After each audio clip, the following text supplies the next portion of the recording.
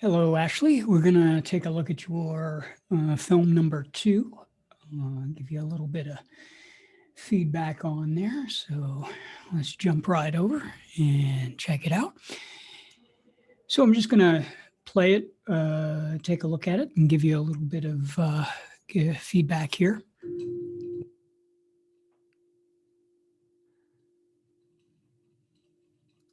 So to start right off, if you notice, the audio and the video start right off together. What I would do is suggest that we leave a little bit of what I would call pre-roll in your film. This is going to be fairly simple to do. What you'll do is you'll move the timeline, you'll move the content in your timeline down maybe 2-3 seconds or so. 3 seconds is a good amount of time. Just empty space there to leave a little bit of leader, basically, just a little bit of time, so that when we press play, it doesn't just automatically start. Now, there might be a case where you want it to do what it just did, where it just starts like that. In the case of that, it would be a loop. So for instance, if we wanted the piece to begin and end in a gallery where it's just cycling over and over again, yes, we would create this sort of seamless gap where there is no leader beginning or end. Even then, I have seen instances where it fades to black at the end and then fades up from black in the beginning, kind of giving you this pause, almost like a blink, that kind of thing. What happens is when it just sort of turns on, it can be a little bit jarring. It can be a little startling, that kind of thing. The audience is just sort of, boom, it's on. This could be worked to your advantage. It can be worked to your disadvantage. I just want it to be a very conscious thing. So that's why I'm bringing it up, that it's happening here. The other thing that I noticed right at the beginning, and of course, this is a 1-minute piece. And so there, we're 6 seconds in and I'm already talking about it for, a minute. But it starts right off. And so does the titles over the piece. Now, I would discourage you from putting titles over the piece itself. And the reason I would discourage titles over the piece itself is oftentimes we have this in a gallery. It may not be a screening situation. Your piece here is definitely an installation style piece. And in that case, you wouldn't want to disrupt it with titles over and over again like that. So again, if you had the titles separate, for instance, if it was in a black screen 3 or 4 seconds before the piece started, or just said AM Studios presents The Moth, and it faded to black, and then there was another few seconds, and then your piece started, and then it ended, and there was another few seconds of black, and then it came back up again, AM Studios presents The Moth, and it faded to black, and then your piece, we'd be giving this room, this space for the piece to sort of begin and end. So these are just some bits of advice on how to essentially just sort of clean up what you have. I think it's a wonderful piece. So I think there are these minor things you could do to clean it up.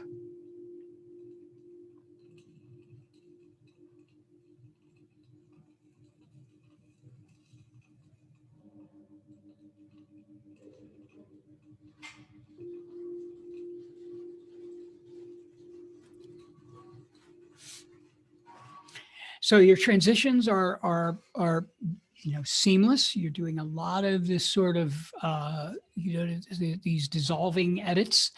The sound itself is working in unity. It does not seem like you're creating a whole lot of contrast with the sound and the visuals. So I think that works very well. It lends itself to it.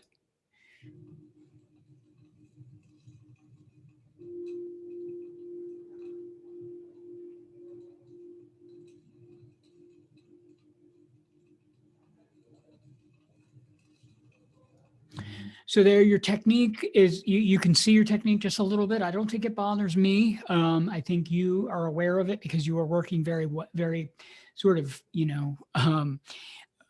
diligently on this, and you were trying to mask that a little bit. I don't think any audience member is going to notice, the stick or anything like that. So I wouldn't be too concerned about that.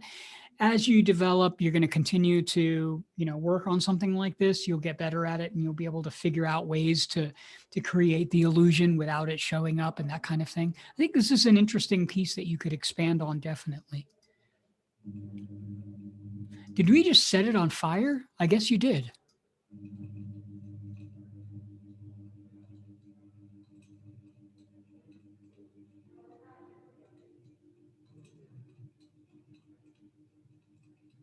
Okay, so there's an area where I think we could improve here. And so what we have here is you have all this organic stuff, and that's great. And I was talking about your transitions being very seamless. You go into this beautiful flash of white light, and then we're fading into this painting, which I think is kind of cool. I think that all works very well. And the painting is still, it's not moving at all. Then it starts to move. Let's get this painting moving the entire time, even if very slowly at first. The idea that it's not moving at first, then it begins to move, I believe visually, I can see here, disrupts the rhythm of your piece. So what I'm going to suggest here is, as we transition to this, into that, the painting should already be zooming in or zooming out, even if it's just very subtly. From the very beginning, this painting should not ever be not moving, not growing or shrinking, or it never moves. Either way, the idea that it starts to move at a moment, at a certain time, I think is disruptive to the sort of very fluid, organic sort of rhythm that you've got going on here. You come right back to this, see how it just sort of starts? That's disruptive. I would go ahead and get back into that editing and massage that so that it doesn't work that way. Otherwise, the piece is extremely well done. I really like what you did, how it goes to this golden ember at the end there. Very nice. Very nice piece. See what I mean about how the text kind of pops right back up again like that? I would rethink that as well. Just a couple of tips. I think you did an excellent job on this. I would love to see how you continue with this concept. It's almost like this time-based painting thing that you're doing here. Definitely continue on with what you're doing. And I really look forward to seeing more of what you're doing. All right. We'll see you back in the studio. Bye-bye now.